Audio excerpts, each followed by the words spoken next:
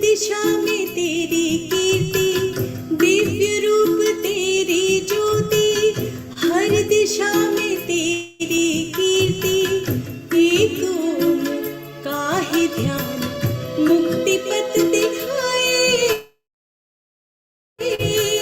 साचा रूप साचा रंग मन में दिखाए, प्रकाशित हृदय में ईश्वर।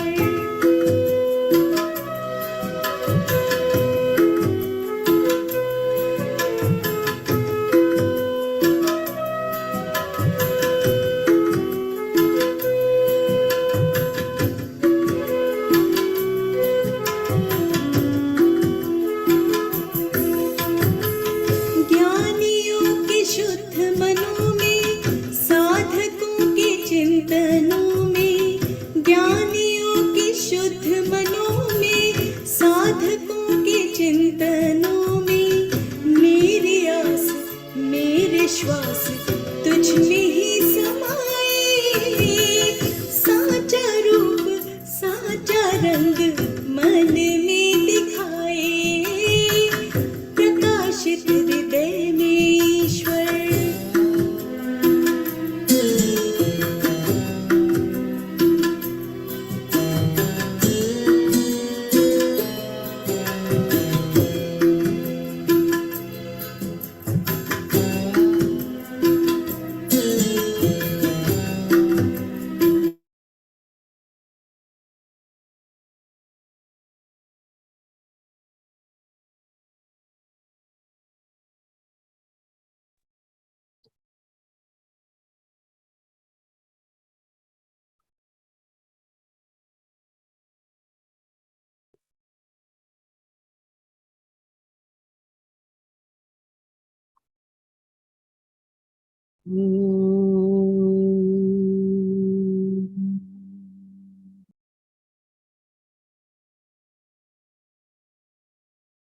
Om Sahana Bhavatu Sahanau Bhunaktu Sahaviryam Karavavahai Tejasvinavadhitamastu ma vidvishavahai. Om Shanti Shanti Shanti.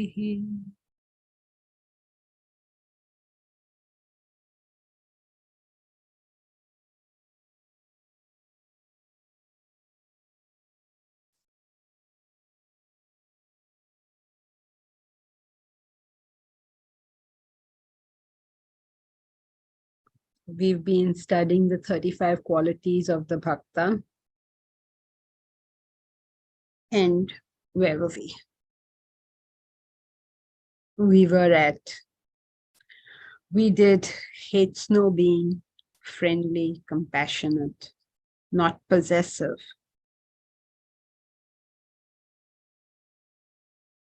You know, often in the spiritual path, we think of not having possessions as being a virtue. Not having possessions is not a virtue.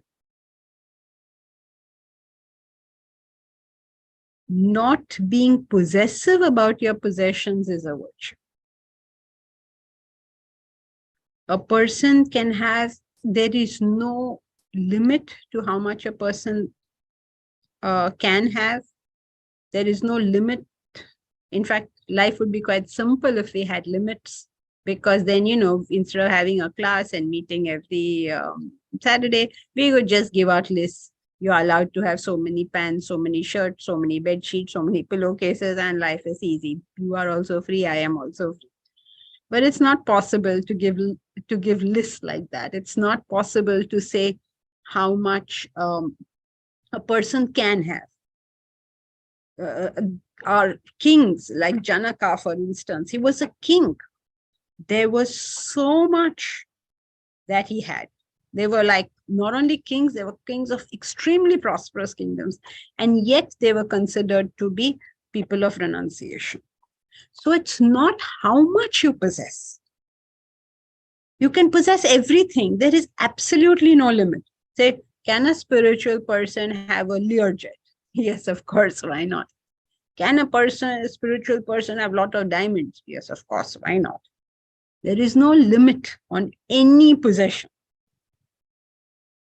Then what is this quality of non-possession? It means that no matter what I have, I am not possessive about it. It is the possessiveness which is bad, not the possessions. Otherwise, you can have a kamandalu. You know what a kamandalu is? Joyce, Madeline, you know what a kamandalu is? No, I never know how to translate these. Kamandalu. In the sannyasis, they carry a sort of pot in which they keep, they collect, you go to their house, they come to your house and then you give them some grain or something and they can keep it in that, or usually they keep water in that. That's all they possess. But if anyone touches that kamandalu, then they can get very upset. If they get upset, they will not be accepted in the quality of non-possession. Non-possession is not about how much possession you have, but on how possessive we are about our possessions, how dependent we are on our possessions, what is the reason you have those possessions. Some people, they take these stance. I don't keep this and I don't keep that and I won't sleep on a soft bed. Who's telling you not to sleep on a soft bed? But if you have a backache, it's better if you don't sleep on a soft bed, right? So it's up to us to figure out what to have and how much of it to have. And having decided that, be totally non-possessive about it. Remember that example which we have often studied about I having a rope and I tie a rope to a cow and I say this cow is mine. Now, why am I saying this cow is mine? Because I have held the rope and so that the cow cannot leave me. So now this cow is mine. But if I have tied a rope to the cow, no doubt the cow cannot leave me. But equally so, I can't leave the cow. So am I possessing the cow or is the cow possessing me? When I do not possess my possessions, it is the state of non-possession.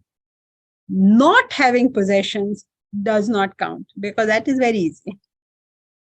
If I just throw out everything, that's very easy to do. But to have everything and not be possessive, that is a quality of a bhakta. Then,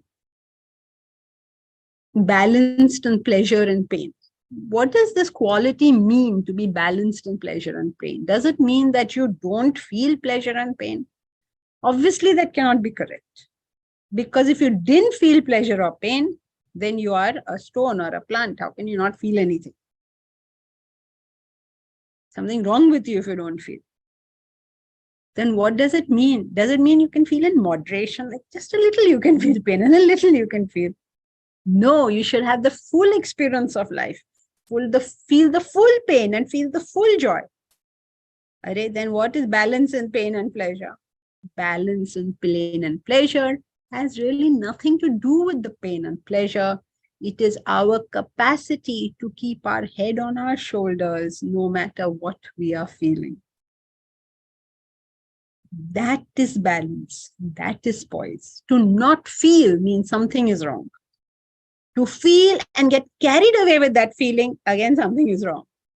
To feel completely and still continue to do the right action. That is what is called being balanced in pain and pleasure. Suppose, you're delivering a lecture. Somebody has organized a lecture. 2,000 people have gathered. And just as you're entering the lecture in another city, they have taken you to another city.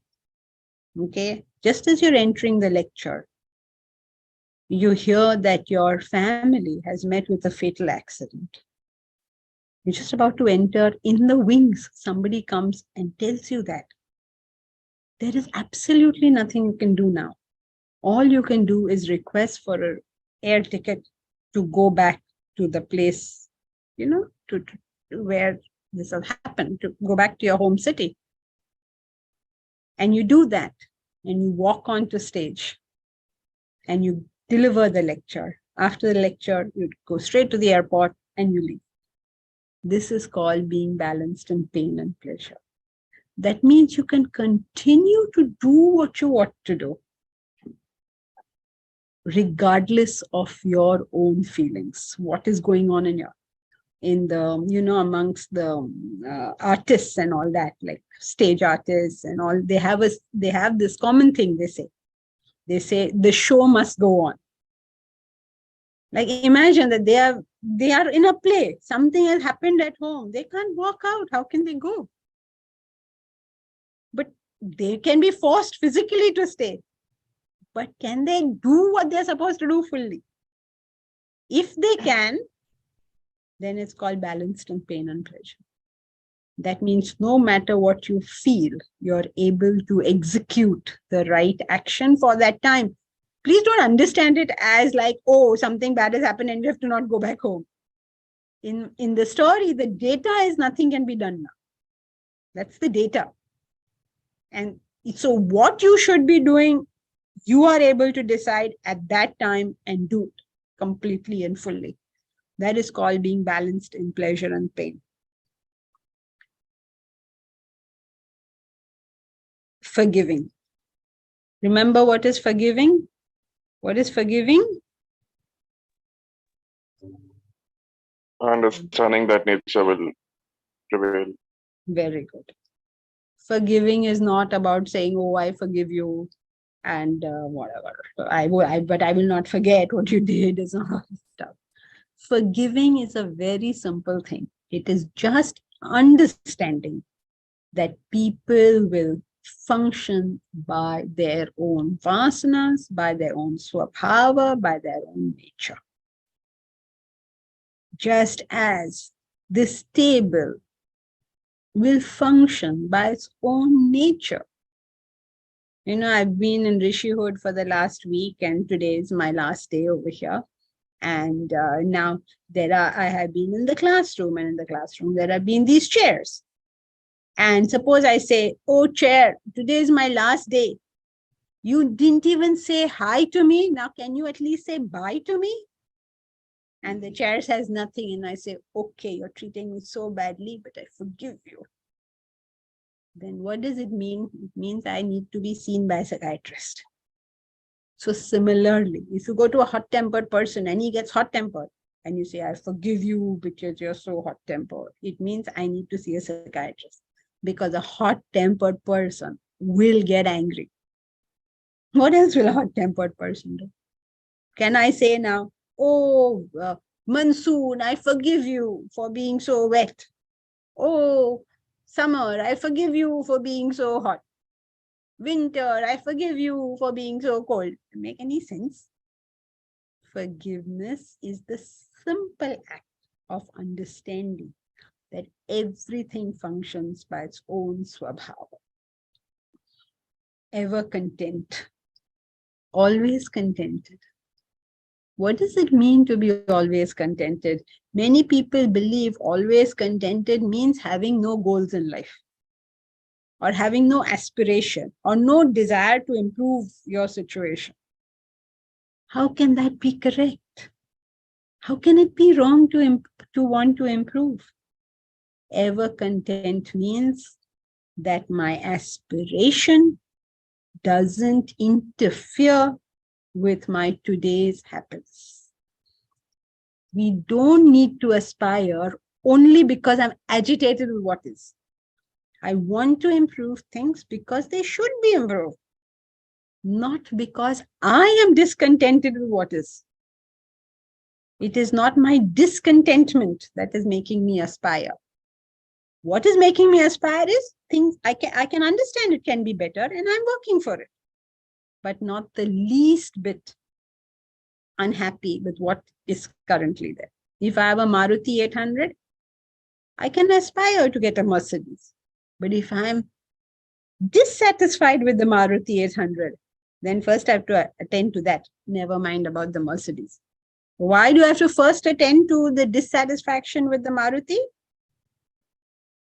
Because I'll have the same dissatisfaction when I get the Mercedes. Because when I get the Mercedes, then you understand, when you start thinking of the Mercedes, then you know there's E-Class and there's S-Class. Then you will get the entry-level E-Class. Then you say, oh, you know, that car, he has got the S-Class. And then you work hard and hard and hard, and then you get S-Class. Having got S-Class, you'll meet other people with S-Class Mercedes. They will tell you, oh, you know, that yacht I bought is a fantastic thing it is. And you say, I want that yacht. Yeah, but when are you going to be content? So when is the time for contentment? Now. Right now. If you're not content here and now, we are never going to be content. So ever content is a quality of the mind that rests in the self. It is not contrary to aspiration.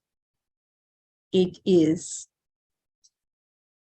possible along with aspiration.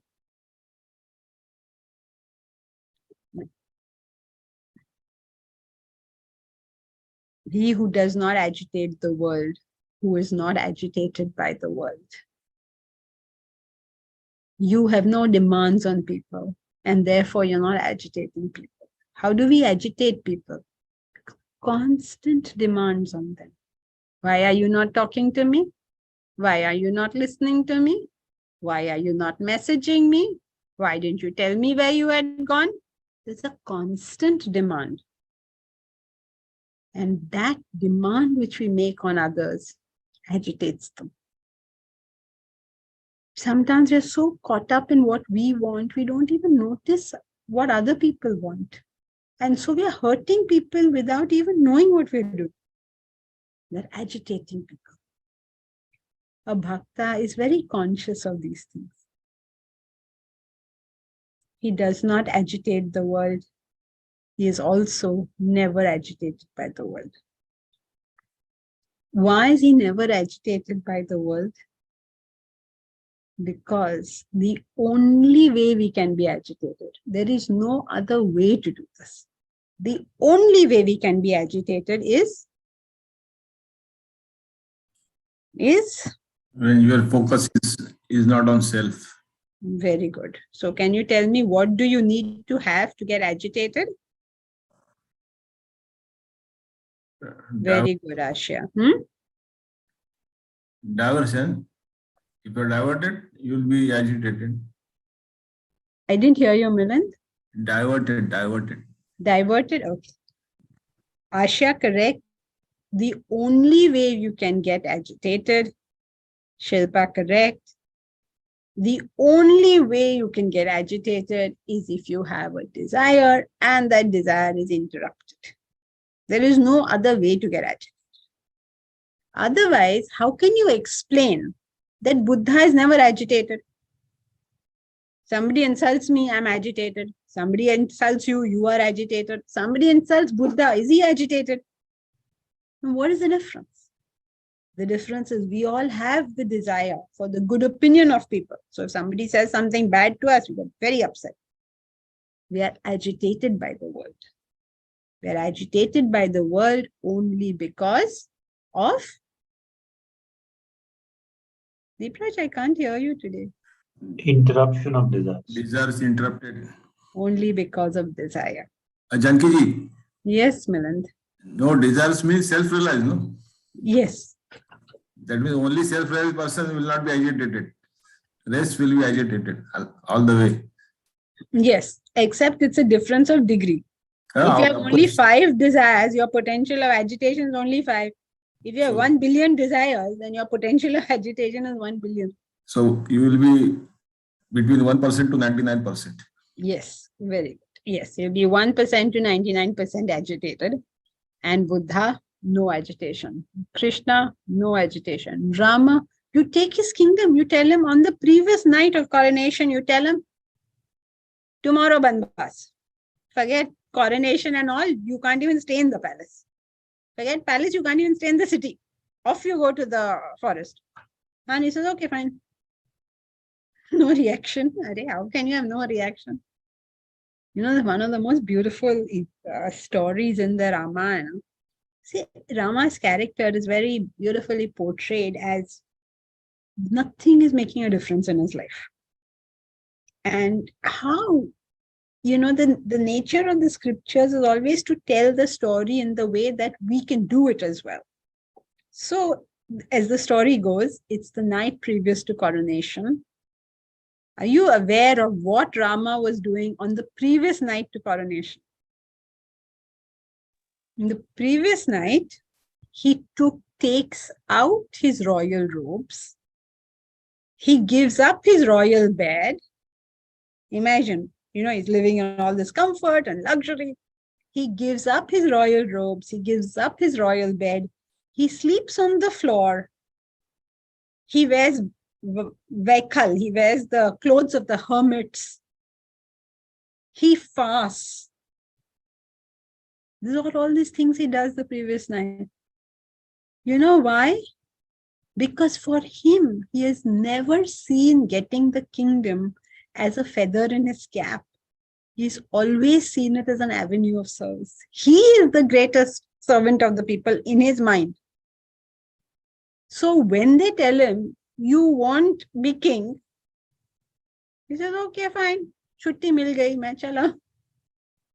But if he saw it as, chutti mil gayi means I got a holiday. Very good, I'm going now.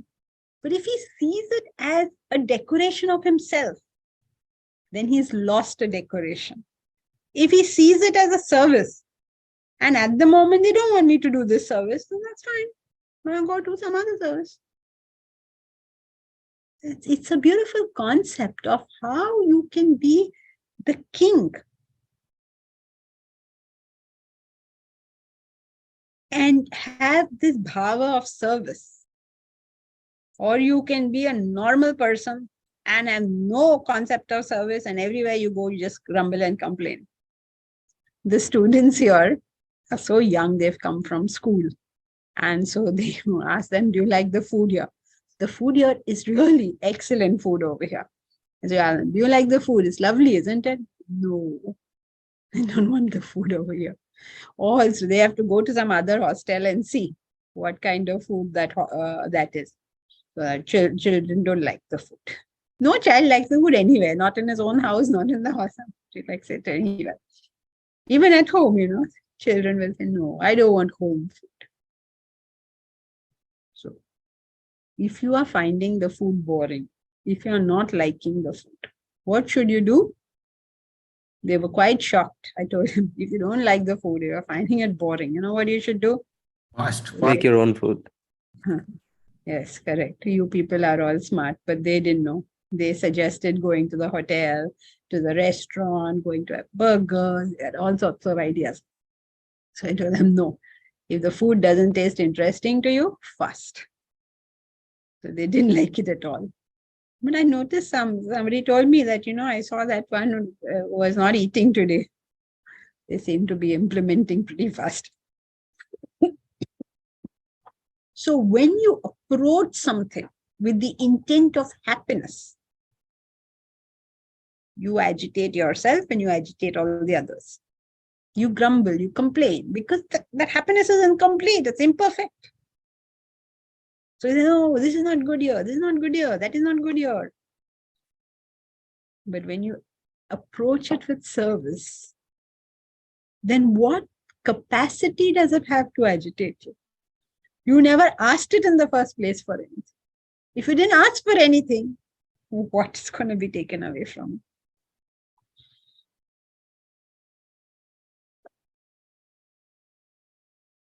Okay, what is this? Sanjay Sen. I'm not clear about how we cannot agitate the world. Others' agitation doesn't depend on us.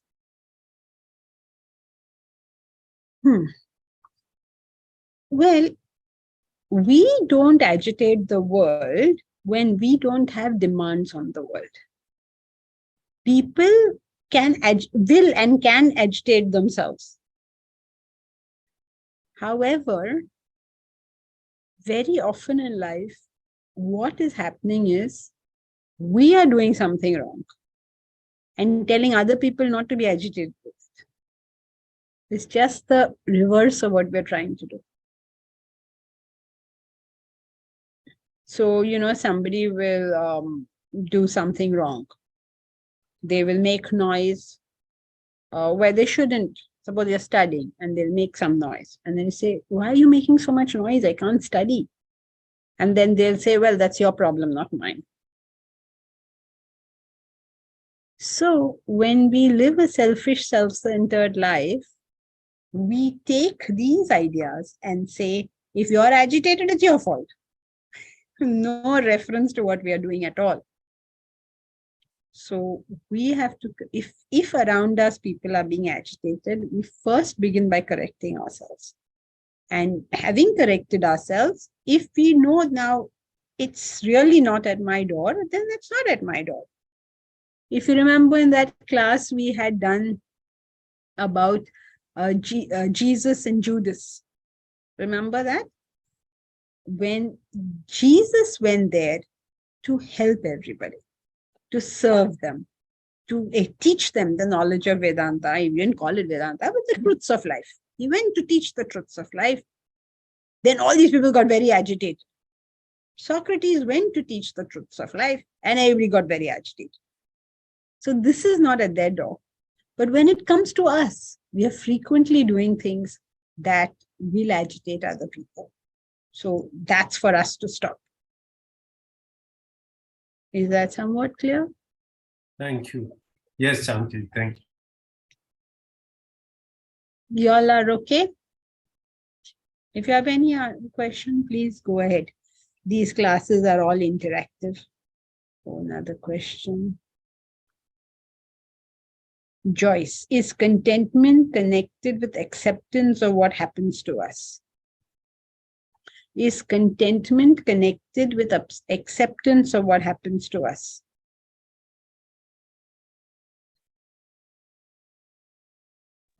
Contentment is a mental state where your thoughts are on something higher and therefore fluctuations in the lower don't matter. It is not like there is no way to accept. How do you accept? Suppose something terrible happens to you. How do you accept that this has happened? Let us say a family member passes away or all your, any terrible situation that happens in life, how can you go and tell that person you should accept? It's almost cruel. How can you say that to them? It's not possible to accept like that.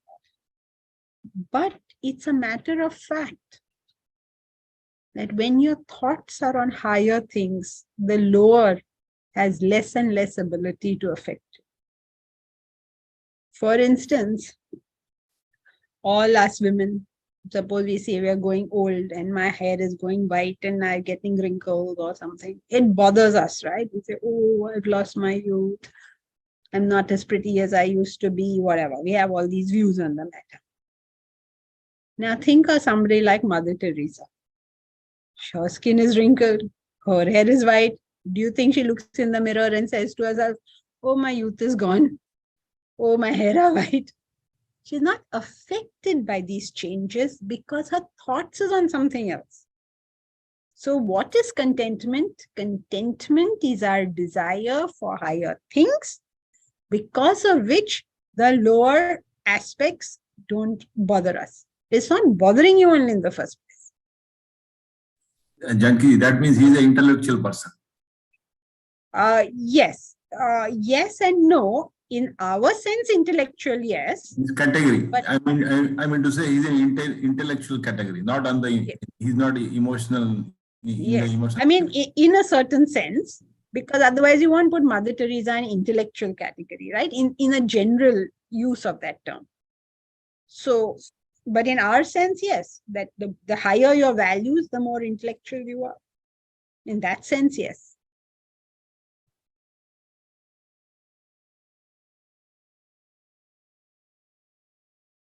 Okay, have I covered everything? You all are okay? Yes, thank you. So where were we?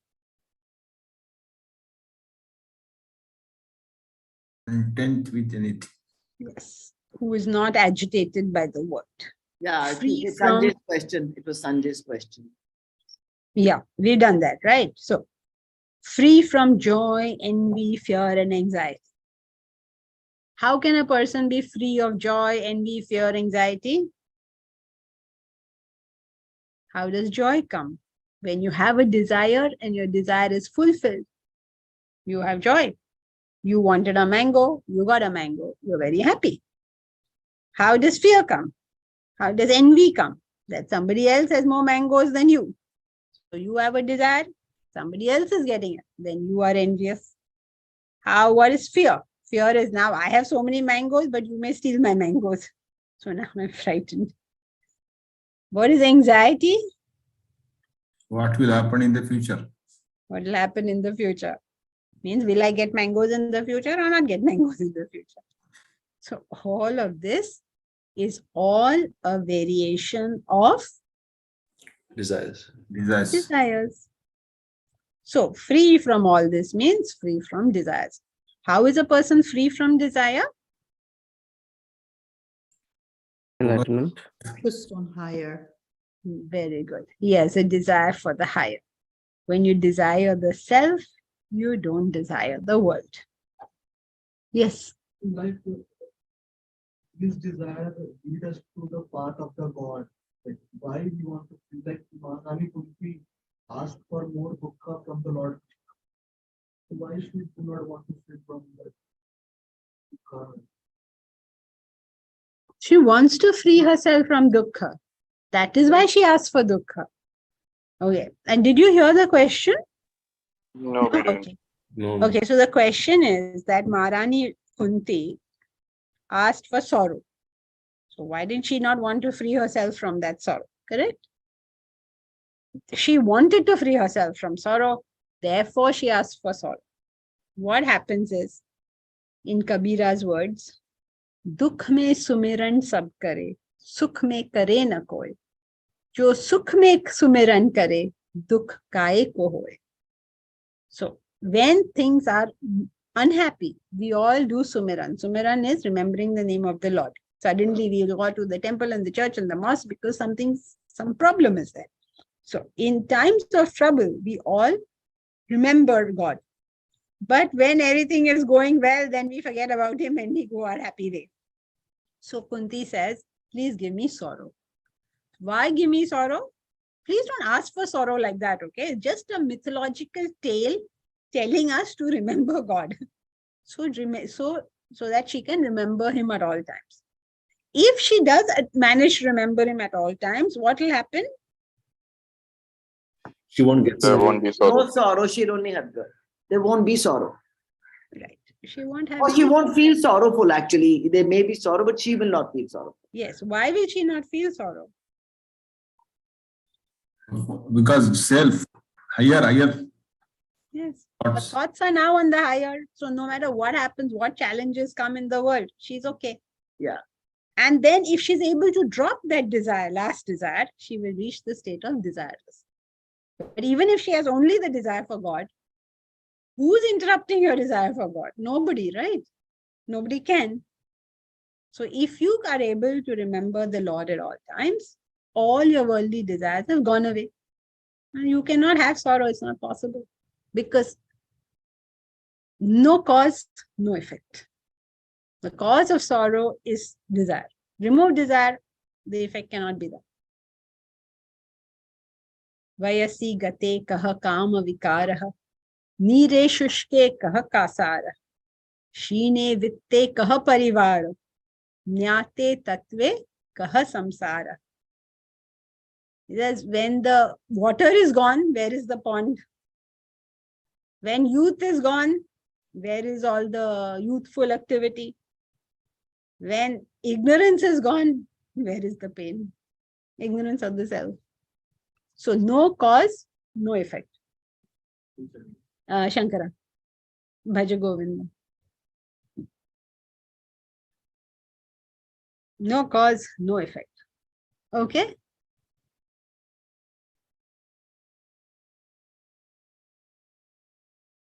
such a person is pure. What does purity mean? You remember, this is one quality which is common both in the jnani as well as the bhakta. Remember the quality of purity. What is purity? Purity is at different levels of the personality. The first purity, which Indians severely lack, is cleanliness of the environment. You will see Rishihood here. It's very, very clear.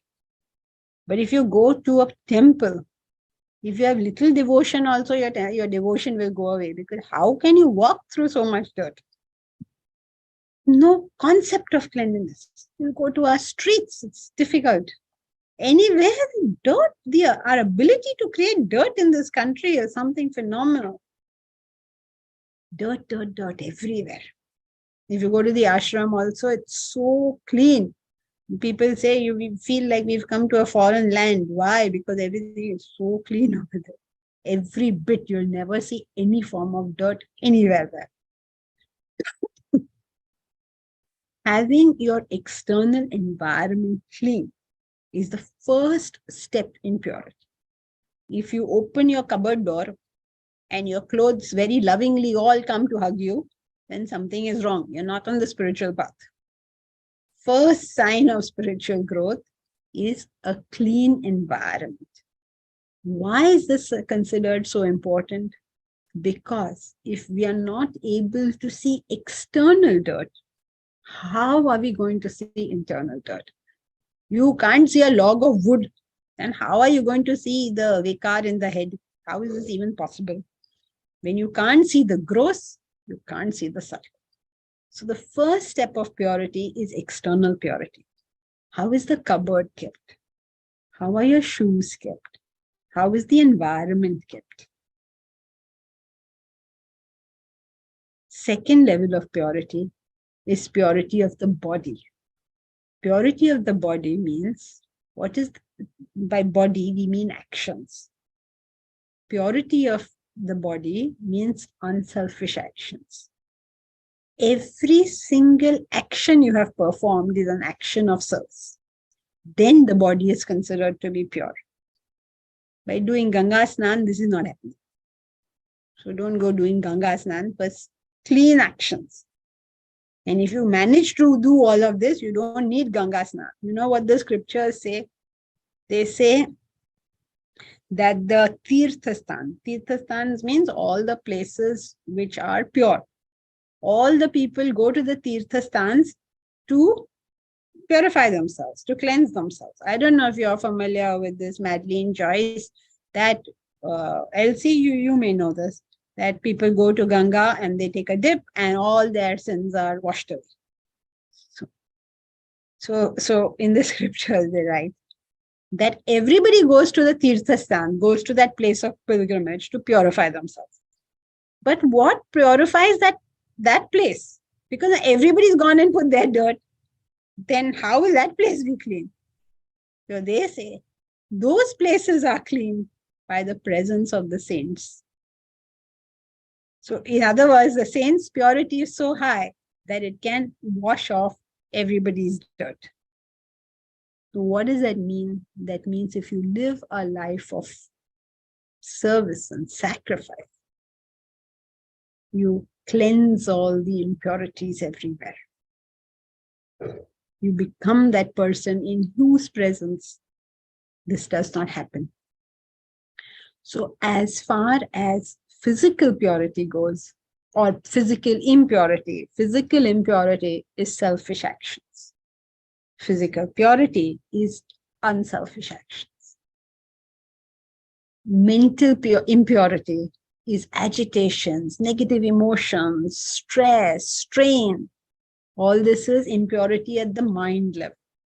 So what is purity at the mind's level is a calm and peaceful mind, a loving mind, positive emotions. This is purity at the mental level. Impure at the intellectual level is confusion, indecision, mess in the head. And what is purity? Clarity of thought is purity of the intellect. The more clear a thinker you are, the more pure your intellect. At the spiritual level, what is impurity? Vasanas. What is purity? Absence of vasanas. So, who is a bhakta? Who has purity at every level of his personality. Then comes a quality that most people don't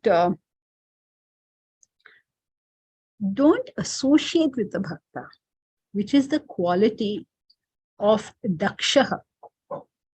Dakshaha means somebody who's very smart, very prompt, very punctual, who's incredibly, who does whatever he does incredibly well.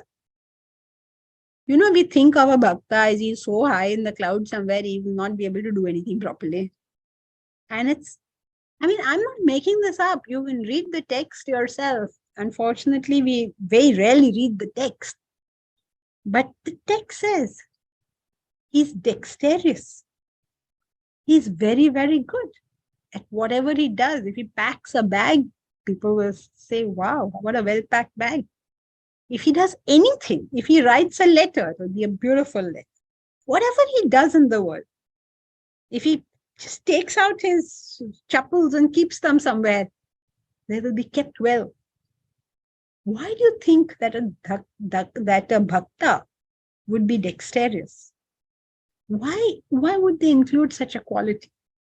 The purity you can understand, okay, bhakta must be pure.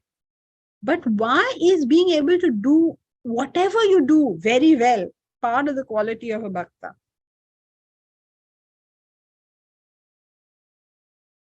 Because that is as good as worshipping the God. Yes, but why? Why is it so important? No distractions. He's Very good. 100% there. What, Anuja? He is 100% in the present. Yes, very good. Both Jay and Anuja. Because if you are genuinely a devotee of God, you're not longing for anything. You're not regretting something. Where is your mind going to be? On the current action.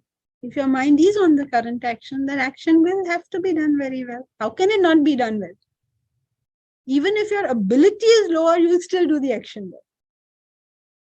So, a way to know whether we are in the present or not is how well are we doing everything we're doing. Everything we're doing. Yes, Uttara, what did you have? Janki ji, is it really necessary to possess all these qualities in one human being to be called bhakta?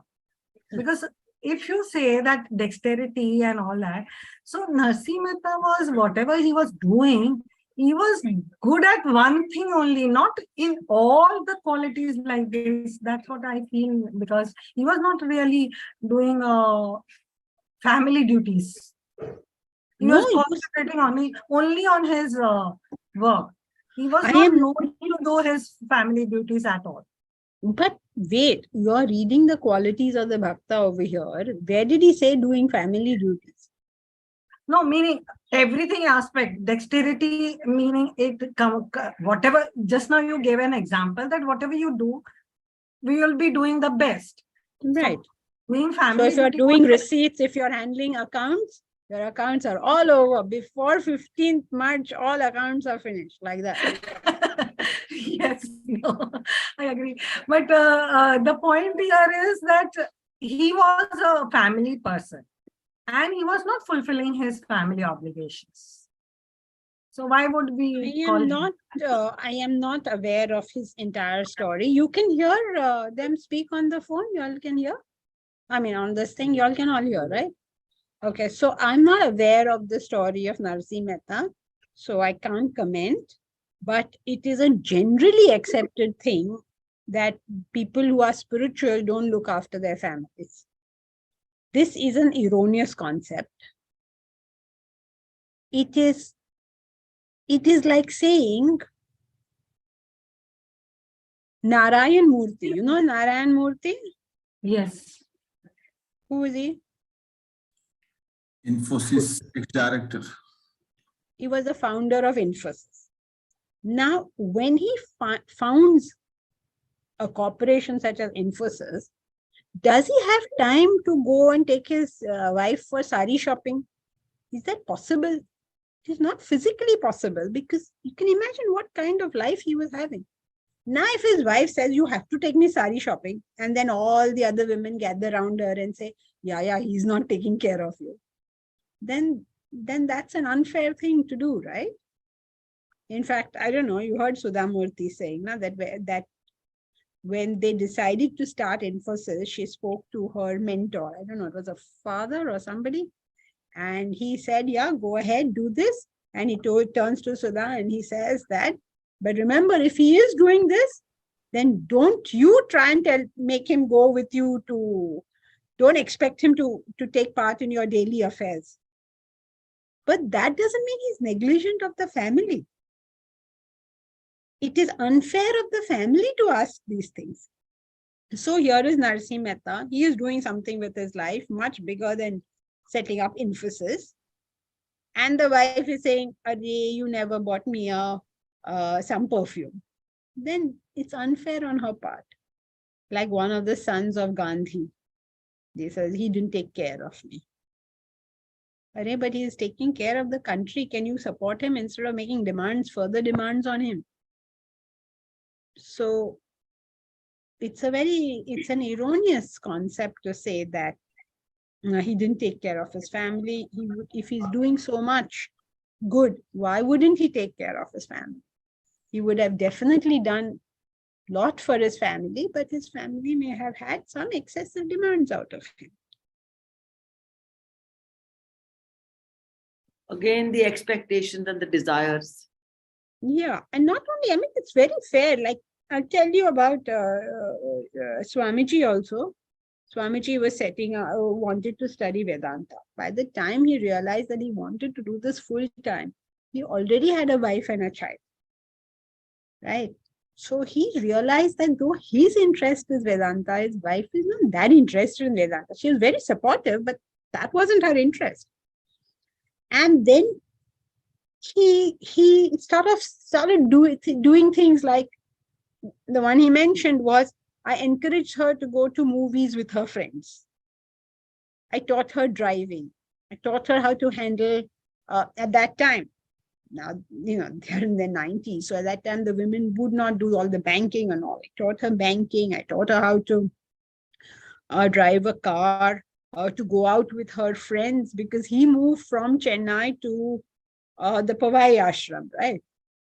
But he did not put his lifestyle on her. He could not adopt her lifestyle, but he made gave her every ability to be able to do whatever the thing she enjoyed. And then now if you claim that no, he didn't go with her for a movie and so he didn't look after his family, that's really unfair. Because nobody's asking anyone to sacrifice themselves for somebody else, right? So we have to see it both ways, not just one way. Swami Parthasarthi. Oh, he's still there. He's 90, he'll be 96 this year. Yeah, Kalyan. Janki, last time you said, when we speaking about these 35 qualities and the 20 qualities, you said even if you have one, that is enough, then all the others are naturally come. So you left it at that actually. It was a little, can you elaborate on that? Because I think Uttara's question may be related to that. No, Uttara's question is not related to that, at least not in the way I understood the question. Okay, my question. Okay, fine. So, Kalyan, if you get any one of these qualities, you will get them all. We've got 20 qualities of a Jnani, 35 qualities of Bhakta, ye sab kaun karega?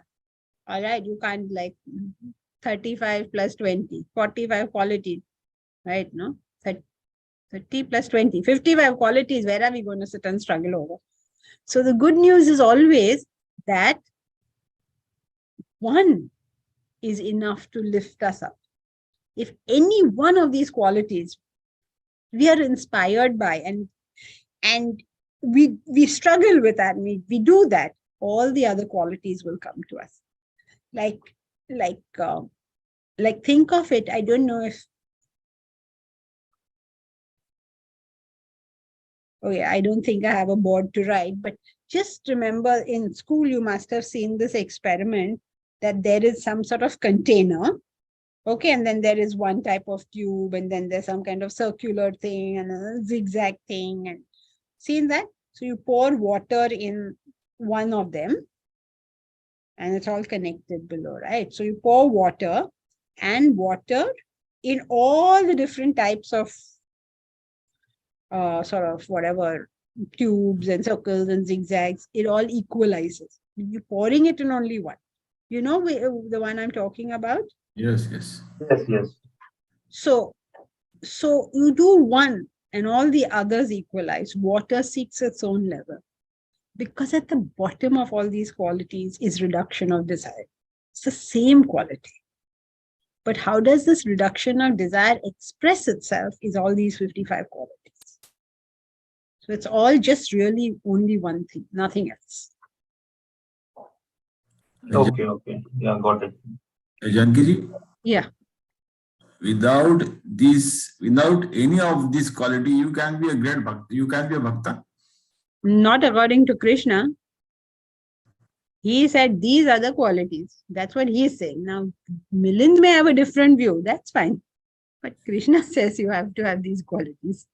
And you will. If you have any one of them, you'll have them all. Okay. Unconcerned. Unconcerned about the lower because you are concerned about the higher. Untroubled. Untroubled with the lower because your concentration is on the higher. Not arrogating any activity as one's own.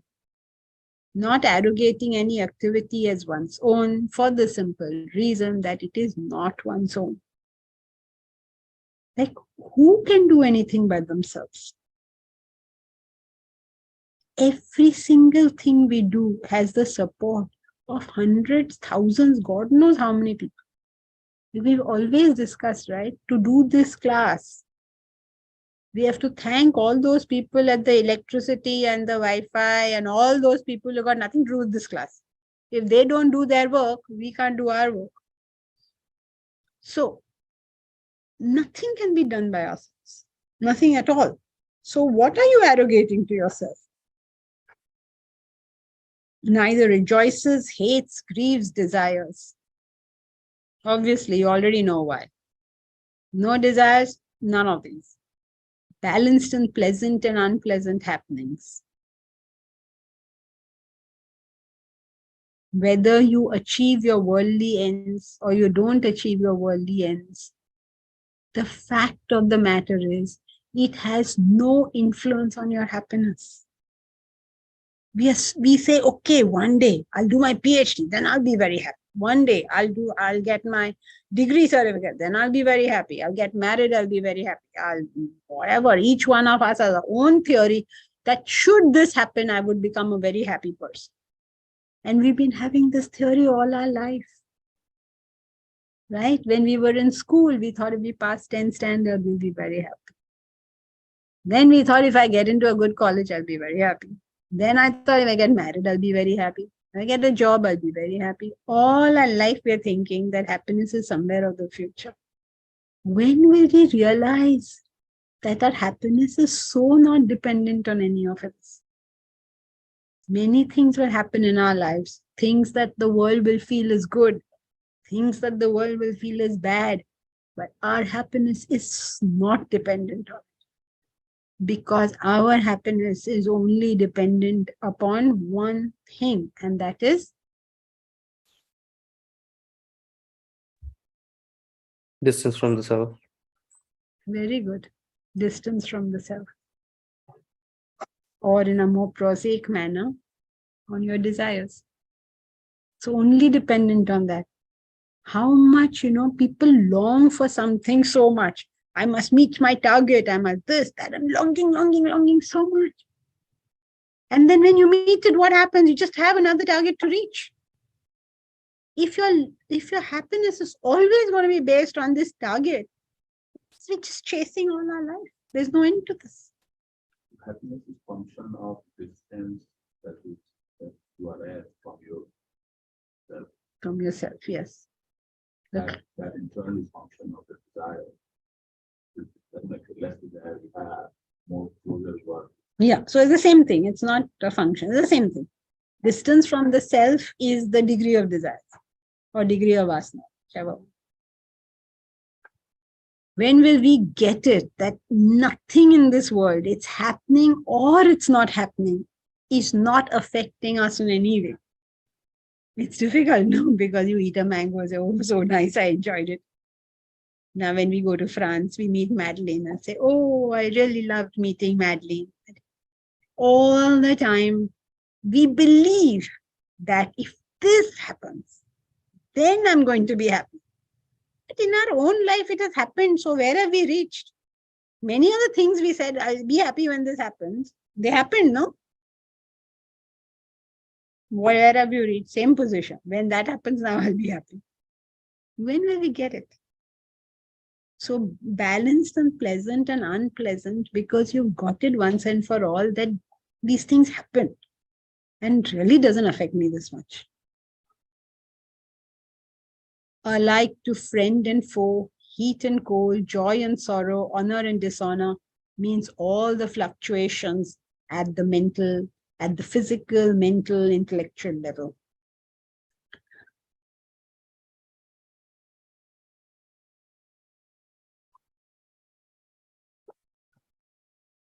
Equal to censure and praise. Silent. Silent means silent to the happenings of the world. So many things happen in this world. When you have no reaction to it, that's called silence. You don't have to sit in silence. You are silent to what happens. In other words, we can react to something only when we have the desire. Suppose you have no interest in music and you listen that some music performance is taking place. There is no reaction. Why will there be any reaction? So reactions take place based on what is happening in our mind. Right? I mean, what desires we have. He is silent to the happenings of the world because he has no wish from it.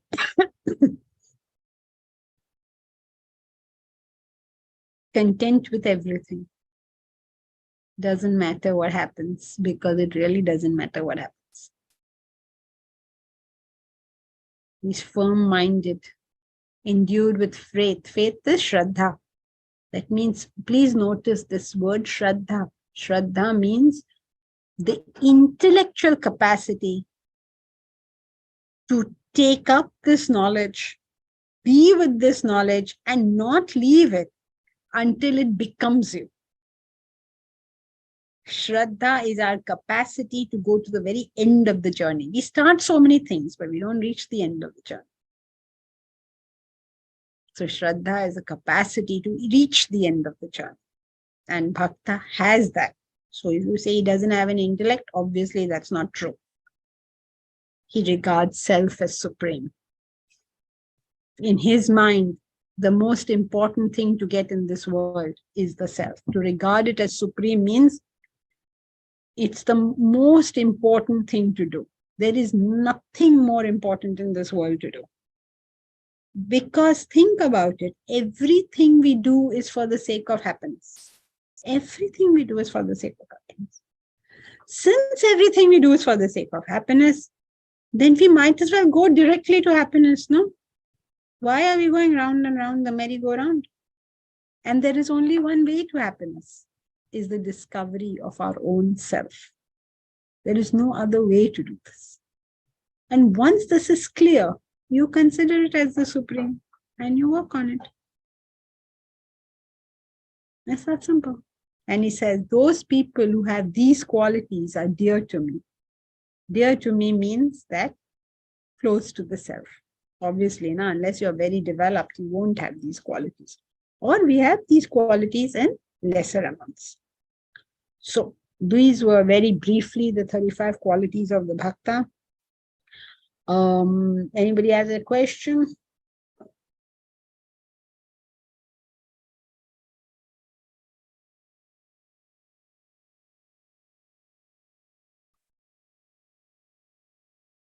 Okay, so we have to then decide about next week.